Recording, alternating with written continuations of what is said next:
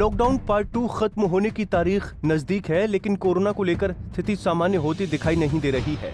हालांकि वो जिले जो पहले डेंजर जोन में थे उनमें कहीं हद तक सुधार हो रहा है, और जिन जिलों को ग्रीन जोन माना जा रहा था, जहां औद्योगिक गतिविधियों को भी धीरे धीरे खोला जा रहा था, अब वहां हालात बदतर हो रहे हैं।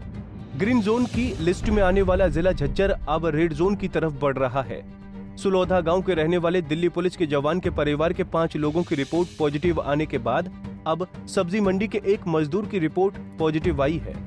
दरअसल कुछ दिन पहले सब्जी मंडी विक्रेता की रिपोर्ट पॉजिटिव आई थी, जिसके बाद विक्रेता के संपर्क में आने वाले सभी आड़ती, दुकानदार और मजदूरों के सैंपल लिए गए थे। 341 सैंपल में से आज 217 लोगों की रिपोर्ट आई है, जिनमें से एक मजदूर की रिपोर्ट पॉजिटिव आई है। हालांकि आज 127 सैंपलों की रिपोर्ट भी आने वाली है। कोरोना को लेकर क्या अपडेट है सर? कोरोना के जितने भी हमने सैंपल भेजे थे उनमें से 124 सैंपल परसों तक के बाकी हैं, बाकी सभी रिपोर्ट आ गई। उनमें एक सैंपल और हमारा पॉजिटिव आया है, जो हमने रैंडम सैंपलिंग करी थी सब्जी मंडी, अनाज मंडी, होकर से, ये जो वल्नरेबल कैटेगरी जिनमें से हमने जो रैंडम सैंपलिंग करी थी उसमें एक पॉजिटिव आया है। उसकी डिटेल हमने निकाल ली है, मरीज़ को हमने पीजीआई में सर्टिफिकेट करा दिया है। उसके 2 साथी हैं, एक कमरे में किराए पे वो रहते थे, उनको हमने एडमिट कर लिया है। उनकी भी हमने सैंपलिंग रैंडम में पहले कर ली थी, जिनमें एक की नेगेटिव आ चुकी है, रिपोर्ट आना बाकी है। इसके अतिरिक्त जो सैंपल 124 आएंगे उनकी रिपोर्ट अभी 2 घंटे 3 घंटे में आ जाएगी, उसके बाद इसकी कार्रवाई की जाएगी। हालांकि जो मजदूर आज पॉजिटिव आया है, उसके कमरे पर रहने वाले 2 अन्य लोगों के भी सैंपल लेकर जांच के लिए भेज दिया है। बता दें कि संक्रमित मजदूर की ट्रैवल हिस्ट्री दिल्ली की आजादपुरी मंडी से है, जिसके बाद से अब पुलिस प्रशासन पूरी तरह से अलर्ट हो गया है। जिसके बाद से दिल्ली से आने वाले लोगों पर पूरी तरह से बैन लगा दिया है, चाहे वो पास धारक ही क्यों न हो।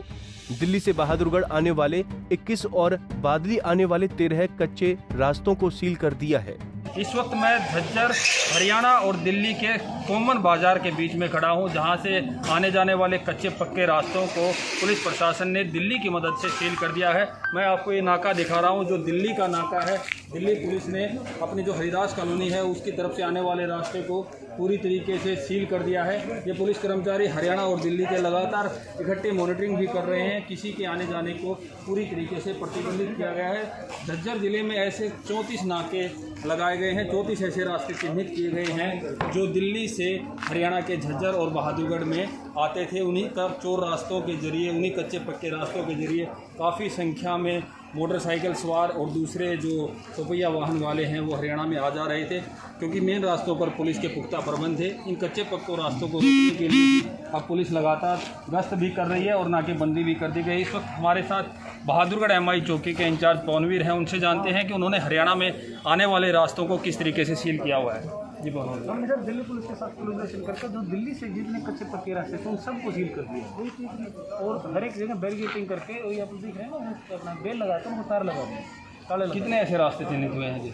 हमारे यहाँ पे 6 रास्ते थे, जो दिल्ली से जो MI चौकी के एरिया में 6 रास्ते थे, 6 ही रास्ते क्लोज। यहाँ से कितने मात्रा में लोग आ जा रहे थे? आपने पहले भी देखा होगा, और जो मेन रास्ते हैं उनसे किस तरह से? पहले भी यहाँ से काफ़ी आवाजाही जाई थी आदमियों की, स्कूटर पे, मोटरसाइकिल पे, गाड़ी हम नहीं करते, पर अब जब के बाद ये अपने बैरिकेड सिस्टम हुआ है, उसके बाद अब यहाँ पे बहुत कम है। दिल्ली और हरियाणा पुलिस के कॉमन जो टीम है वो लगातार इस पूरी मार्केट की गश्त कर रही है, और मार्केट के जो भी लोग हैं उनको ये समझाया जा रहा है कि कोरोना से बचना है तो आप लोगों को सोशल डिस्टेंसिंग मेंटेन करनी होगी। दिल्ली पुलिस के कर्मचारी भी हमारे साथ हैं, उनसे भी जानते हैं कि क्या व्यवस्थाएं दिल्ली पुलिस ने कोरोना को हराने के लिए और दिल्ली और हरियाणा के आवागमन को रोकने के लिए की है। जी रमेश जी, बताएं क्या व्यवस्थाएं की गई? सर यही है कि कोई भी लोग इधर से उधर ना है, माइग्रेंट लेबर को रोकने की भी सारा चीज़ किया। आप लोग देख रहे हैं, सराहनीय मुआयना किया है कि लोग अपने घरों में रहें, वह जो डिस्टेंसिंग की जो है वो डिस्टेंसिंग रखें और कम से कम बाहर निकलें, ताकि जिससे दिक्कत ना आए। जो आपने नाके लगाए हों, नाकों से कई बार क्या होता है, मोटरसाइकिल और साइकिल वाले निकल जाते हैं, तो उसको रोकने के लिए आप बिल्कुल सब देख सकते हैं, खुदाई कराई हुई है हमने, प्रॉपर बैरिकेडिंग जो भी कर सकते हैं, तो बिल्कुल हिलने वाली चीज़ नहीं है, बाइक वगैरह कुछ नहीं कर सकते। कंटिन्यू गश्त भी हो रही है। बिल्कुल सर कंटिन्यू।